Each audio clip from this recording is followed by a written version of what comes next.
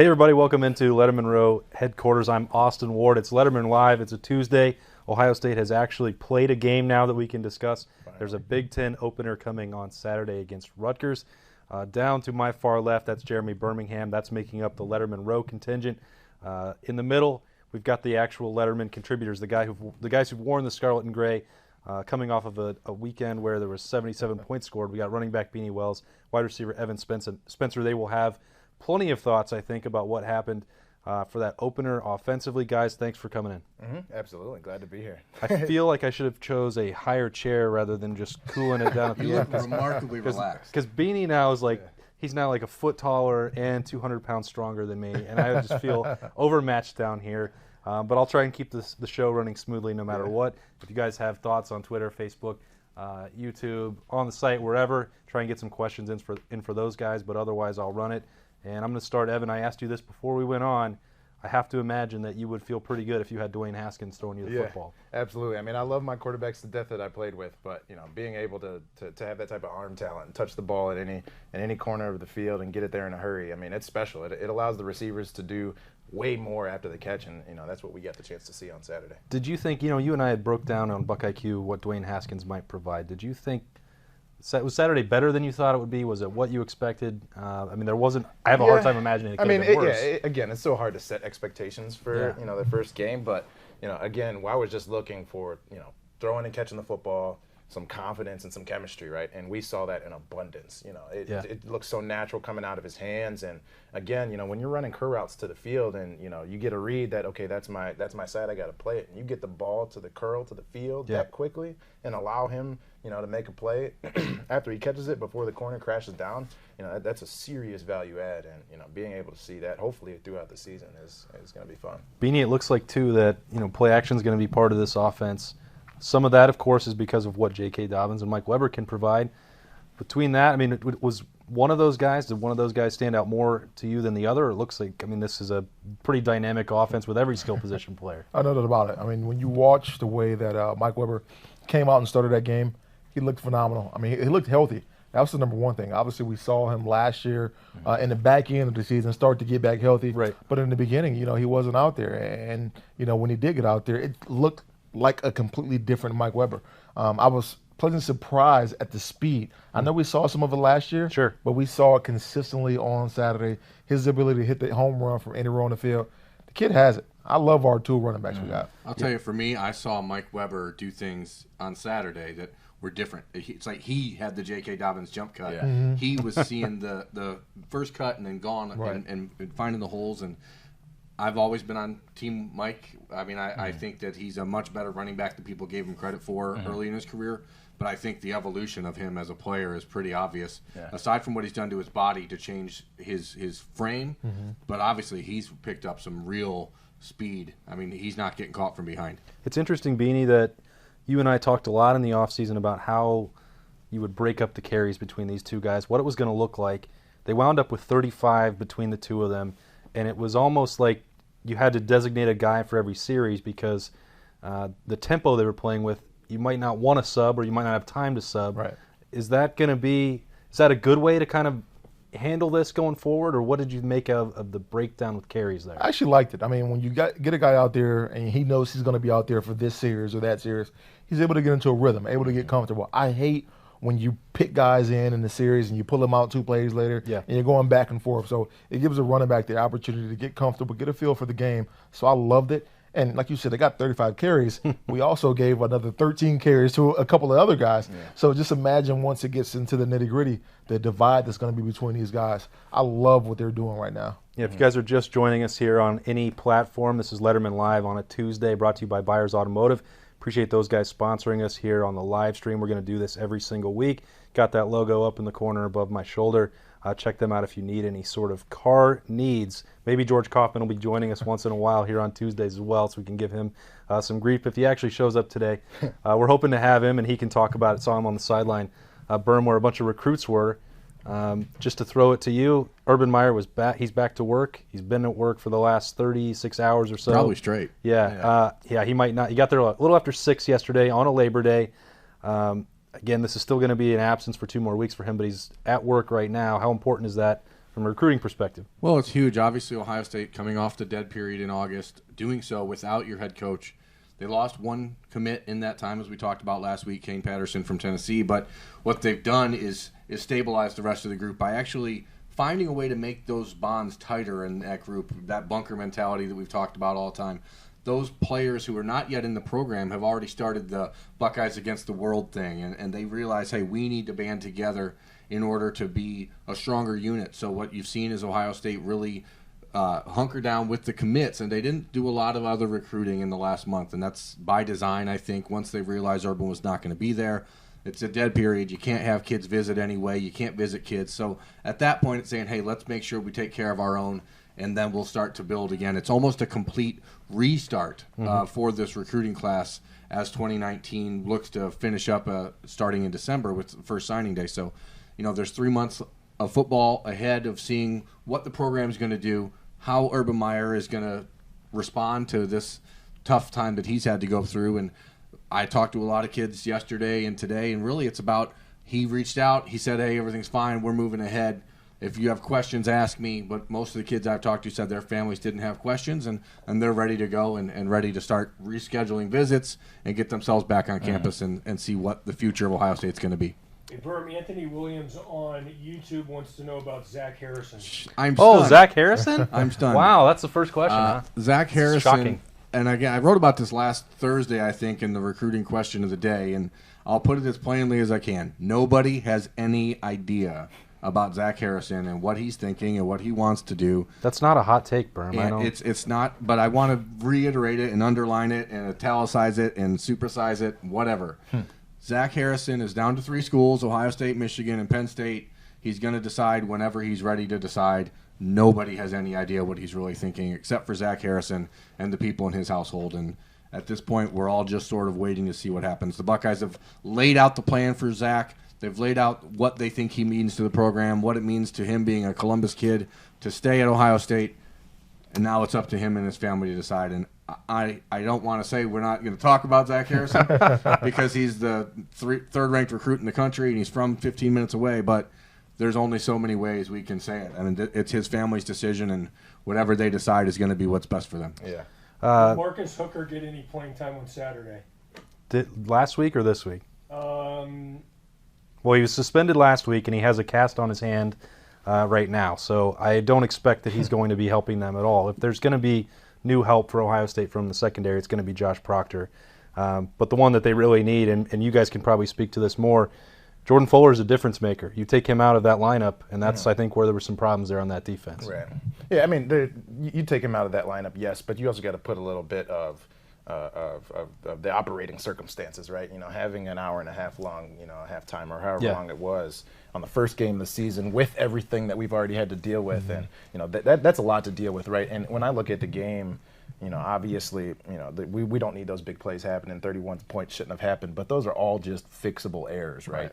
There's nothing really that's glaring, nothing really that's worrying me, and I guess to take a couple steps back in the recruiting sense, I myself was in that same type of class that had to get in that bunker down mentality. Right. We came in and we didn't have the best situation. We didn't win that many football games, but I'll tell you right now, that mentality that we developed before we got here was what helped us, put that straw that broke the camel's back once it came down to competing, in our last year when we won the national championship. I mean, it means something. You guys are representing the school, and if you make that decision to commit in the middle of everything and to stay committed, you're putting together a different type of bond. And this 2019 class is really kind of unique. There are a bunch of really quiet kids, shy kids. They don't like to do the rah-rah stuff, but behind closed doors, they're very committed to each other, and they're not out there actively recruiting other kids on social media or doing all that stuff. But they made a decision that we're staying put.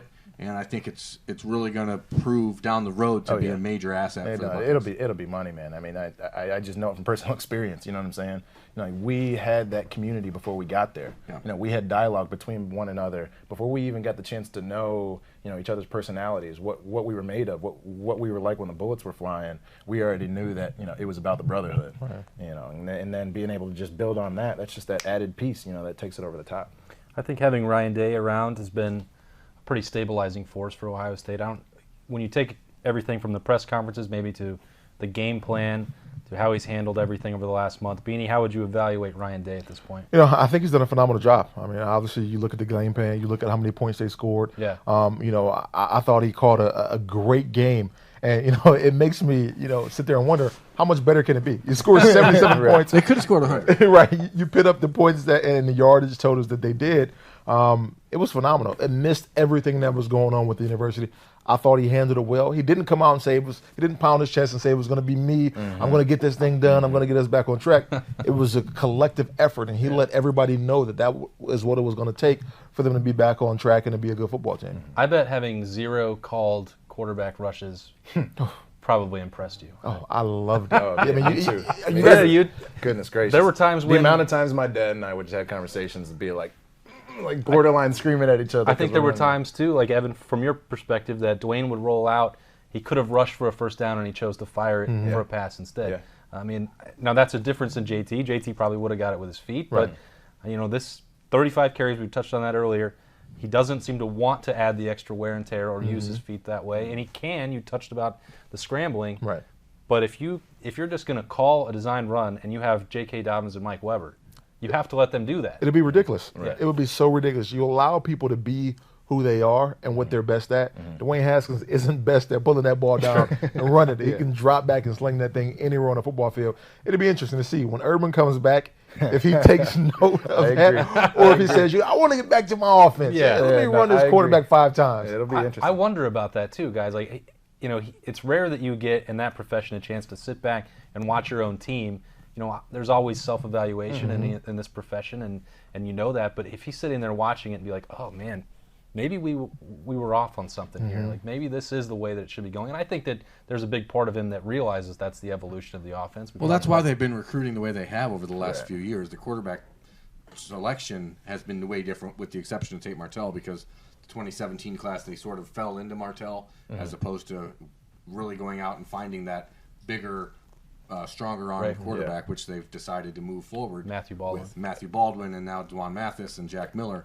You can see that they have to acknowledge that that's where the offense needs to go. You talk about an evaluation period. We got questions about Tate. Where does he fit into this offense? I don't think that he should fit into this offense. I'm right there with you. I mean, there's no reason that we need a Tate Martell package when we have the running backs that we have and we have Dwayne Haskins, the quarterback. The only reason why Tate needs to come in, if we're blowing the team out, or God forbid something happens to Dwayne. I think he needs to be the backup quarterback. When they went and put him in for those 2 plays, whenever that was, early in the second quarter, I view it as a disruption. I know that everyone says they have a different skill set and that helps you. But you don't need that different skill set. How does that make Ohio State any better? Yeah, I didn't understand if you're taking J.K. Dobbins or Mike Weber off the field, or Terry McLaurin, or Giant Dixon, somebody has to come off for Tate Martell to go on. Why say he's not going to be in there for different packages when you clearly put him in there for a different package for 2 plays and then took him out when the next play was Haskins just doing a little dump off to a wide receiver screen? So if he's not in there for a different package, don't bring him in there. Yeah, I mean, and the benefit that he's going to bring to the table, naturally, right? A running quarterback that provides uncertainty in a defense and can keep them on their heels.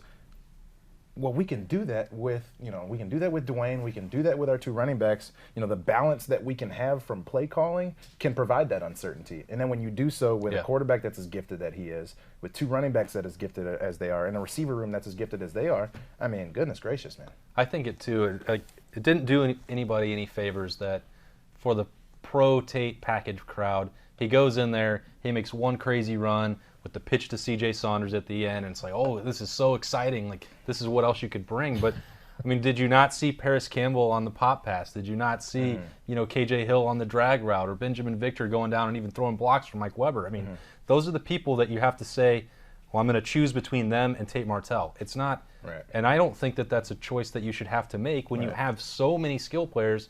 Ohio State's talking about trying to play 10 wide receivers.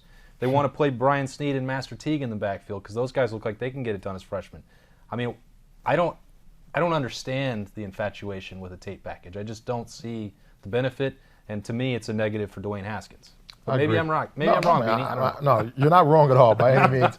I mean, you got an offense. It's so critical to develop that continuity and that sense of, we know what we are. We know what we're going to be when we're out there. There's no reason to come and disrupt that. Yeah, people are enamored with something different, especially when you have a highly touted recruit. We don't need that right now. Let's call a spade a spade. A lot of this is about trying to placate players in today's game. If you're the National Player of the Year and you're not playing in your first 2 seasons and you don't know what happens next year, if Dwayne comes back for his, then all of a sudden you're worrying about guys potentially leaving or whatever.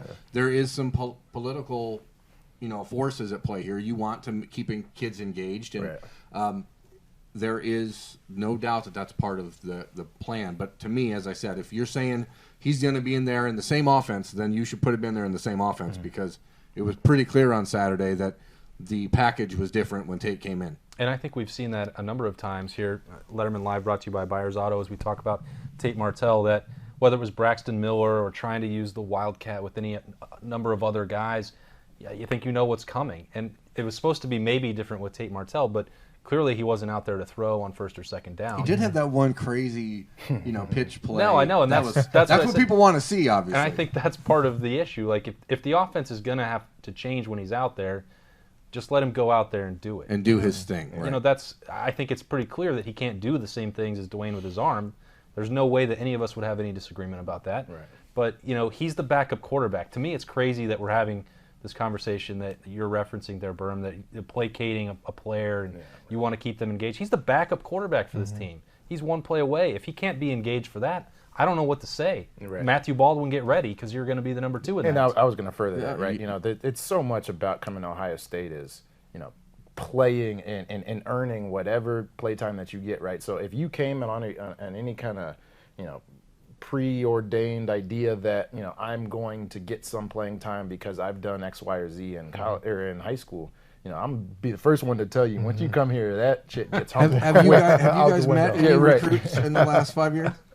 Have we? Yeah, I mean, you were at Ohio State when this new era of recruiting really started to explode. Right. You were gone. So I haven't been around. I mean, there is that expectation, and that's why it's so important for you guys when these kids visit and to be real with them and say, hey, you can come here all you want, but it doesn't mean that you're walking into this place and being the man. Well, yeah, I mean, that's the leader's job. But I'm going to tell you right now, for any recruits looking to come to Ohio State, you will be checked at the door, and you will have to grow from a humble beginning. I'm telling you. And there's nothing wrong with that. I mean, I was talking to Bill Davis at a golf event, and I was asking him, how do you guys consistently get 5-star after 5-star after 5-star? Because back when I was playing, people wanted to go where they were going to get an opportunity. Right. And he was like, if we got a kid that says, you know what, we want to come to Ohio State, or we don't want to come to Ohio State because maybe you guys are recruiting this, that, we don't want him anyways. We want guys that are going to compete. So they're recruiting that mentality that, you know what, I got to go out and earn something. I got to go out and prove myself. And I get that it's different at quarterback, right? Like, I don't see this as a problem with anybody else. The young wide receivers. Chris Olave is fighting to get on the field. He's doing that. Whether it's Taraji Mitchell at linebacker or Tyreek Smith, he's already earned it for the Rushman group. Like, I think it's different. I know that. I know that quarterback, you have to maybe be a little more politically savvy about what you're going to do. I just think that you don't need to go to this length, or you shouldn't have to appease Tate Martell, who is sitting right there with Dwayne Haskins potentially going out there and looking like an NFL draft pick. Might not be there.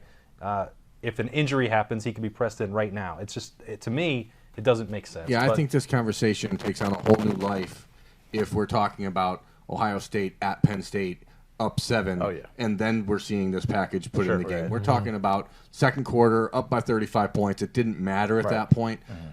Let's table it and see what happens. To me, that's why it did matter, because we saw it out there and it was a clear disruption to the offense. And I don't think that Ohio State. It didn't work for Northwestern on Thursday night. I'll tell you that. They got to win. I'm gonna take off, guys. I'll see you guys. All right. Beanie's out of here. All right, man. I'll let you do it. You gonna leave me hanging, bro? That's all good. Slide on down here, Berm. Come on. Give me a bigger seat. That's what I need. You get in the middle. You want this? Yeah. You want me to slide? Yeah. There you go. Are the defensive backs going to drag down the team this year? That seems a touch incendiary, but I don't think so. I mean, what we saw on Saturday was the prime reason why Justin Wint and Isaiah Pryor were listed as oars on the depth chart. It wasn't supposed to be and on the depth chart for those two. So, you're missing your star at safety in Jordan Fuller. You are rotating in Jeffrey Okudah for the first time really as a starter. Damon Arnett and Kendall Sheffield played pretty well on Saturday from my vantage point. Yeah, Kendall Sheffield just had the one weird jump ball that he didn't come down with. I think we saw the long plays, and I watched the game last night for the first time really closely. And as I watched the 80-yard run and the 78-yard run and the 50-yard pass, I saw linebackers over pursuing, and I saw safeties turning themselves and putting themselves in a bad spot. I didn't see – it wasn't a schematic issue. It wasn't a talent issue. It was just kids overthinking. I feel like we have this conversation every year after week 1. Too, That's what I'm saying. It is the first week, right? So those things are going to happen, and they're damn sure going to happen after an hour and a half, halftime. That's for sure, right? So put all of that into perspective as we continue to, move forward. That leadership will come back. Damon Arnett, his leadership will continue to develop. That room as a whole will continue to get better. So all the end product that we're seeing is only going to get better. You look at the big plays like we talked about already, they're all fixable mistakes. And that's what's promising, at least in my eyes. And Jordan Fuller is going to be back probably this week. I mean, you still don't have to rush it. You're playing Rutgers. You get Fuller back. You get Tough Borland back in the middle as that stabilizing force. You and actually play Nick Bosa and Draymond Jones in the second half. Right. I mean, you're missing 4 of your best players when these things happen. So I think there's a little bit of understanding that that's not the actual first team silver bullets out there running around. So sync the team. I mean, they've recruited defensive backs better than anywhere else in the country. I said it to somebody the other day, and to me, the idea is coming out of week 1, if you leave that game and feel like you have nothing to improve on, you're in a lot of trouble. And, I know that Buckeye fans want to see 77-3 without any question marks, but in my mind, and if I'm a coach, I want to be able to walk into Sunday morning and say, hey guys, great job, but A, B, and C needs to be fixed, because that's, for a team like this, as talented as they are, you don't want that head to just keep growing and growing. Yeah, for sure. No, without a doubt. All right, Lettermen Row Live, brought to you by Byers Auto. We're winding down here. I've got a much better, more comfortable chair I like in the the height. middle. Yeah, I feel like I'm actually running the show again now. So this helps, but we're heading towards the finish line here. Ohio State is playing Rutgers. What do you got, Will? We got a real in-depth recruiting question. They want to know chances on Marcus Washington, David Bell, and Elijah Higgins. Those guys are going to have to read dotting the I's and recruiting question of the day. That's way too much for Berm to I'll just say this. And those are 3 wide receivers from around the country. And Ohio State has 1 wide receiver committed. Right now, that's 5-star Garrett Wilson. Those 3 that you mentioned are all kind of on the cusp of, we don't know if there's room in this class for them. I know that there's 1 or 2 guys ahead of them on the board at wide receiver. So it's really just about how the rest of the things shake out and how the offense unfolds, because right now there will be 4 guys leaving at least in the wide receiver room after this season. So I'd imagine they'd like 3, but those 3 that you specifically mentioned, if the Buckeyes had their first 3 picks, I don't think it'd be those 3 right now. So all right, that's it. Dotting the I's. We'll have much more on that. Recruiting question of the day. Berm can dive into every single player that you've ever wanted to see in an Ohio State uniform. Except for Zach Harrison, which we're no longer talking about. Well, at some point we're going to make him do a prediction just for the hell of it. But there's a opponent this week. I don't think that we need to make a prediction for the outcome, Evan. No. It is Rutgers. The last couple years have been some of the most boring, non-competitive games that I've ever seen in a Big Ten action. So I don't think that's going to be something we need to dive into that much. But I wonder if there's something that you want to see this weekend, that you need to see this weekend. What will you be looking for? Because I know we're not just going to not watch Saturday at 3:30. No, I'm going to be looking at the linebackers, point blank period. Because in my eyes, a lot of those big plays happen because of over pursuit and getting pinned in the wrong areas. So I'm really looking for some leadership and some development. Again, I'm not looking for a perfect performance, but I'm looking for, taking a step, because so much about having great teams at the end of the year is just building on your momentum, right? I'm getting better at something, fine, good, okay. Now I'm going to go in there and watch film and get better on the next couple. So that will be my primary focus. But I did think, I do think it's important to note out that Chris Ash's comments about there's probably no tangible benefit the fact that he's not there, given they've scored 77 points. But he did say that their team's getting better. Now, nothing of worry, but we still we can't roll the helmets out there. We got to go play ball. See, I will ask for a prediction. Yeah. In the last 2 years, Ohio State has outscored Rutgers 114-0. Will Rutgers score on Saturday? Yes. They will, but not much. What do you think? How many points? You got You got a quarterback making his second career start. A true freshman making his It depends on how long Bosa and Jones and Borland and Fuller, if they don't play, then yes, I think Rutgers can. You remember score. last year when Rutgers had a field goal attempt with 30 seconds to go and doinked it off the upright? Yeah. That was so Rutgers. Those good times. Hey. Listen, Ohio State. Hey, buddy. We're gonna give score predictions, though, right? Because go for it. People need those. Okay. I asked you what you were looking for, Berm. Can you answer my question? I'm looking for a 56-10 win. Ohio State isn't going to put Only up 77. 56? What's wrong with this dude? Well, because there's respect for Chris Ash. They're not going to go out there and put up 77. Ryan Day doesn't have any respect for Chris Ash. He's never worked on the same staff. I bet he does. But here's what I'm looking for on Saturday. I want to see a better performance out of the backup defensive linemen, who I think they played 16 deep on the defensive line on Saturday, but outside of that core four, I think that there was some area to improve. And I know that the linebackers were green, but a lot of those plays that got to that second level, if those starting group is in on the defensive line, maybe don't get there. Right. So I'm looking for Tyreek Smith, Tyler Friday, the young guys to make some plays. And on the offensive side of the ball, I want to see more from the tight ends. I want to see Luke Farrell get involved. I want to see what they do with Jeremy Ruckert, because I know that his involvement over the course of this year is going to be important for the offense. Yeah, no, totally. I mean, I'm looking forward to that offensive progression as well. You know, seeing great play out of the offensive line was awesome to see. I want that to continue. You know, heading up at Michael Jordan at center. You know, be that center and be that point of leadership to all the guys that are looking towards you, and all the guys are feeding off of your energy. That's what I want to see, continue and just build week after week, and definitely looking forward to seeing that. I have one other question, if we can just ask. Come on, I think it's relevant. Let's say Ohio State was struggling in a game, and had been struggling in a game for 16 straight years or something like that. At what point do you, as an alum, as a former player, take to social media to really lay into the program? And how do you avoid it? How do you avoid letting the emotions? I don't take to social media. What I do is I take who the person is out of the equation, and I look at the body of work. If the body of work isn't apt enough to get the job done and get the job done with relation to how it's supposed to be at the program, then it might be time to make a change. If I feel that that this person has made the proper developments, has made and took the proper steps from where the program was, maybe we elongate that tenure. But at the end of the day, I'd take the name out of it and look at the body of work. Do you guys have a group text like former players who were watching a game together and be like, "What in the world?" No. How is he supposed to put himself in those shoes? I'm just here to. I'm here to ask the hard questions. They win all these gold pants. He's got a national championship ring, and you want him to. I'm here to hypothetically put himself. I want you to hypothetically consider shoes? I want you to think about what it'd be like to lose for 16. How is he supposed to do that? I can't. He's not at a program that's sunk to those levels. I'm where an they're 9-9 imaginative- I can do my best person. to be objective, but I'm an that's imaginative person. I see things through all different scopes. I'm an imaginative person. Well, yikes.